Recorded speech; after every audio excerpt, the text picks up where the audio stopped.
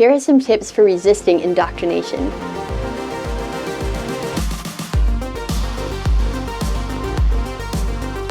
Welcome to Critical Thinking Scan, where we look at how you can think about any faith-challenging message and arrive at a biblical, logical conclusion yourself. I'm Patricia Engler, and today let's unpack 3 ways to resist brainwashing, defined in episode 86 as potentially subversive, one-sided indoctrination, especially in environments which make critical thinking harder. Number 1, take care of yourself physically. Classic brainwashing in communist prisons or cults often involves food deprivation, sleep deprivation, and similar tactics to lower people's defenses. And though not typically enforced in university, poor nutrition and limited sleep can make critical thinking harder for students being indoctrinated with evolutionary naturalism or other unbiblical ideas. For instance, episode 27 describes how the brain apparently uses 2 decision-making channels, one for careful, logical reasoning and another for intuitive mental shortcuts which propaganda exploits. And it turns out the brain needs more glucose when using that logical channel. So thinking is basically sugar-powered. And studies have found that people who drank sugary beverages relied less on mental shortcuts than people who just drank sugar-free beverages. So of course, over the long term, refined sugar negatively impacts the brain. But the point of these studies was just to show that brains need fuel for careful reasoning. Similarly, researchers found that doctors who take healthy meal breaks think better on the job. So brains need proper food and also proper sleep.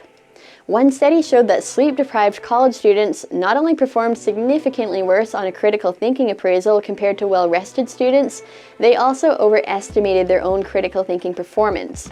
And other researchers found that sleep-deprived students are a lot more likely to rely on mental shortcuts than on careful, logical reasoning. And by the way, the studies also show that sleep deprivation affects people's ability to make moral judgments.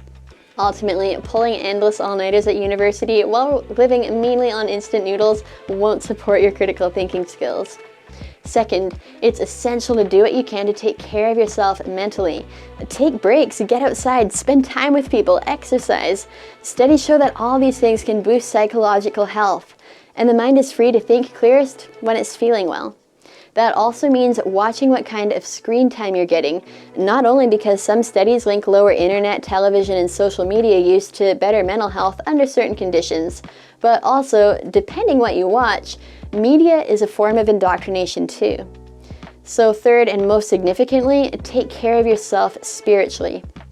This goes back to maintaining the strong spiritual, intellectual, and interpersonal foundations which Christian students all around the world told me helped them keep their faith strong at university, as a linked article explains. Spiritual foundations involve having a close personal relationship with God, knowing what the Bible says, and basing your everyday thinking on that. Pastor Richard Wurmbrand, who faced persecution and brainwashing for leading an underground church in communist Europe, emphasized spiritual foundations by saying this: "The preparation for underground work is deep spiritualization. As we peel an onion in preparation for its use, so God must peel from us what are mere words, sensations of our enjoyments in religion, in order to arrive at the reality of our faith." He explained that Christians must choose beforehand how they'll respond under pressure, reminding me how Daniel purposed in his heart not to compromise by eating King Nebuchadnezzar's delicacies. Pastor Wurmbrand also highlighted intellectual foundations, or being able to defend intellectually why the Bible is true. He explained that the liberal theologians he knew caved easily under pressure, asking, "Why should I die for a dead God and a problematic Bible? If the stories of Adam and Eve are not true, if Jesus was not born of a virgin and did not rise bodily from the dead, why should I go to death for something that is not true or at least remains problematic?" So to resist messages indoctrinating us that the Bible is false, we must be able to defend the Bible's truth. And biblical apologetics resources like what AnswersInGenesis.org provides are there to help. Finally, interpersonal foundations, or a Christian support network including family, friends, and older mentors, lets you combat the isolation that often goes with indoctrination. Brainwashing works the best in environments where you're only allowed to encounter one perspective. So meeting regularly with other Christians reminds you that you're not alone in your beliefs. So those are a few tips for resisting the brainwashing conditions on secular campuses.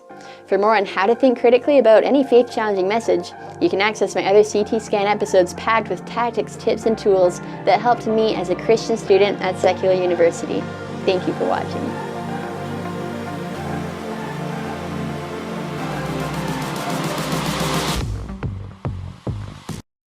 Hey, it's Patricia. Just wanting to let you know that if you like these videos, are on board to share the message of biblical authority, and want to give, you're welcome to help Answers in Genesis produce more content like this and equip more people to defend their faith by making a one-time donation or becoming a monthly supporter by clicking the link below. Thanks so much.